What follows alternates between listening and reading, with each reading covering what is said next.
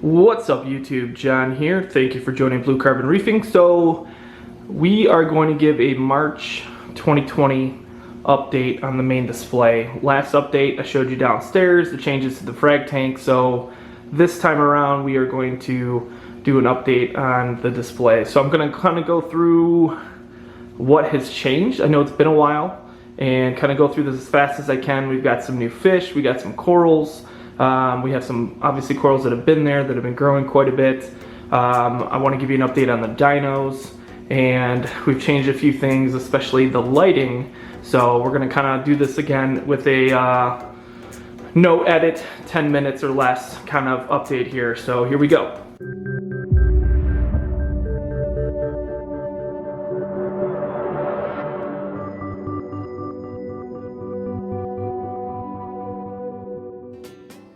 So, first and foremost, I kind of want to show you the sand bed.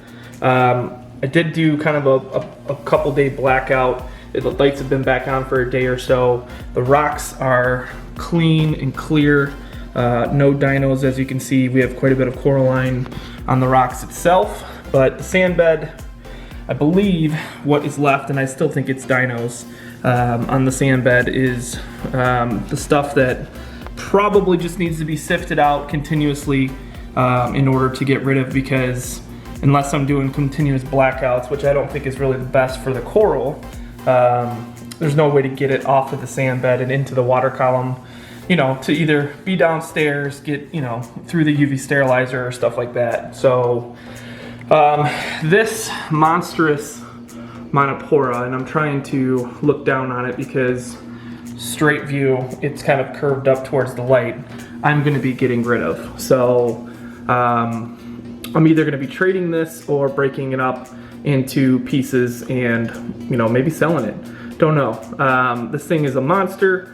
It is casting a shadow over this rock, and I actually had to move this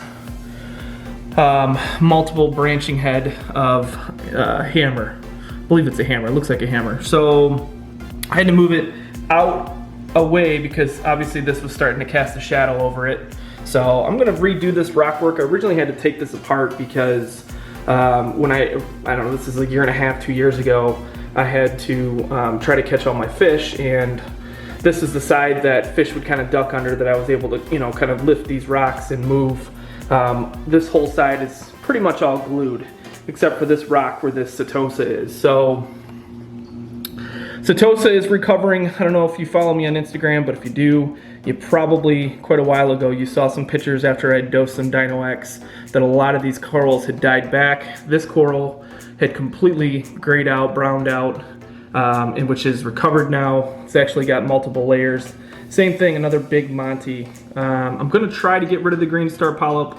It actually doesn't look as good as the green star polyp downstairs in the frag tank, so I was kind of hoping that it would die back a little bit. I'm thinking what's happening is there's a war going on between this Monty and the green star polyp, and originally the green star polyp was winning, but right now I have not seen the Monty being burned on the tips or not, which I might have to do with the coloration on this kind of dying off. So hey, if the Monty wins the battle, I'm okay with it right now. I have this PC Rainbow that I put a little frag on here, which now is starting to turn into a little mini colony, which I think looks pretty good, but a lot of people's PC Rainbow that I see, the coral lights are all red, and mine are kind of blue. So don't know if that's due to the lighting. I do run strictly blues right now, not a whole lot of whites. I don't know if you can see this stuff here. We have the hairy green mushrooms taking up the rock. I don't know, I started with one and there might be 7 or 8 now. So I think that looks pretty good, and I think the way I have it designed, it's not really gonna climb up. This is the Lazy's Blue Zing bird's nest, which is kind of a one-of-a-kind. It spawned in his tank and it's been passed down to me. Thank you, Murphy's Aquatics, for hooking me up with that little piece. So I've grown this out. I have another little mini colony downstairs in the frag tank as well. I have a leather. It's been there for a couple years and that's all it's done. So don't know. It's always there. It's always happy. It's just not growing a whole lot. I do have, I don't know if we can brighten this up just a teeny bit. I do have a mandarin, so we can go kind of through the fish. Have a clown tang in the main display now. I've been adding fish, so I have a flamingo, I have this ornate leopard wrasse, and you're gonna have to excuse how dark it is, but I don't know if I can brighten it up. I'm kind of messing around with the new camera, so I apologize for the lack of camera work here, but anyways, been adding a lot of new fish. As you can see, again, if you follow me on Instagram, I've been selling a lot of my Chaeto. My Chaeto completely took the nitrates out of the tank, and I am dosing nitrates now just to grow some Chaeto, keep some in the system. I've cut my lights back on that, but I'm actually selling it on eBay, so I don't want to run out completely, but I do want to keep it, more importantly, doing what it's supposed to do and helping keeping my nutrients down. So phosphates actually climbed a little bit, and I'm obviously assuming that because with the lack of nitrates, I don't have both in order to grow the Chaeto. So I'm continuously dosing nitrates now and not dosing the phosphates.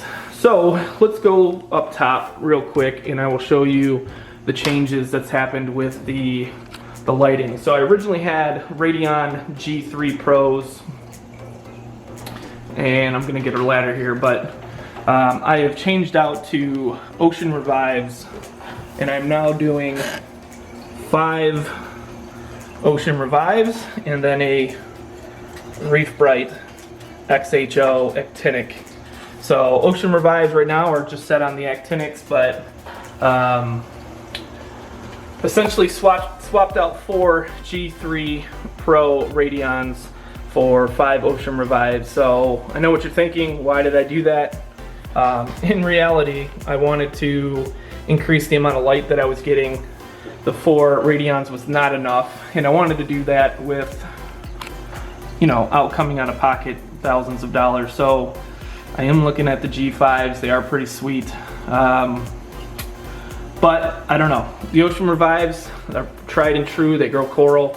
You know what I mean? You don't have that controllability. Can't control it with the Wi-Fi. I do have Wi-Fi plugs, so they're all set on timers to come on, so I can manually turn them on and off, and override if I need to. But other than that, you don't get a whole lot of controllability over them. But the lights are good. They are a great color, and they definitely grow coral. So let's move on. We have the Enchanted Bird's Nest. We have a green slimer that I fragged and moved up here. So it's just a little piece. It's starting to obviously branch out now.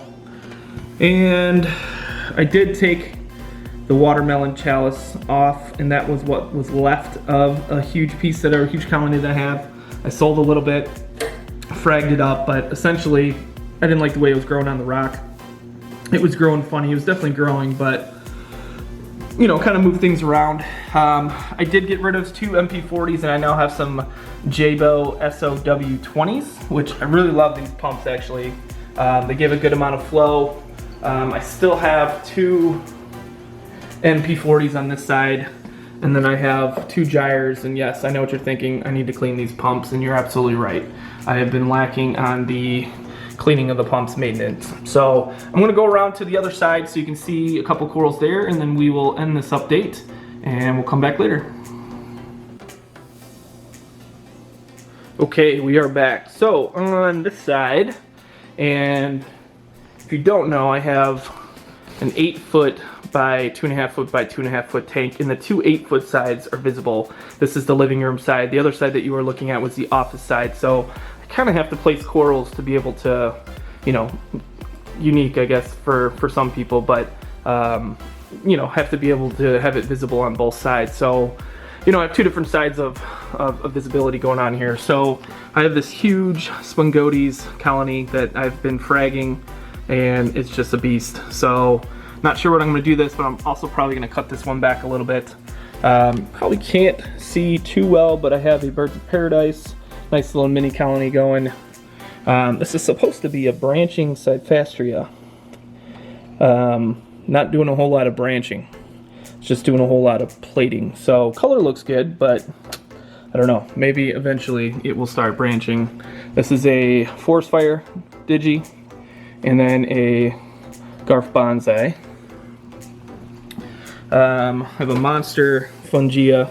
I've had this thing for years. This thing is probably, I know it's kind of hard to tell, but it's probably 8 inches around. We have 2 different colonies of zoanthids. These are the lazy lashes and utter chaos, of course. I have a splatter multiple head hammer that I got from Cherry Corals. Doing well. I don't think it's grown any more heads, but it likes where it's at.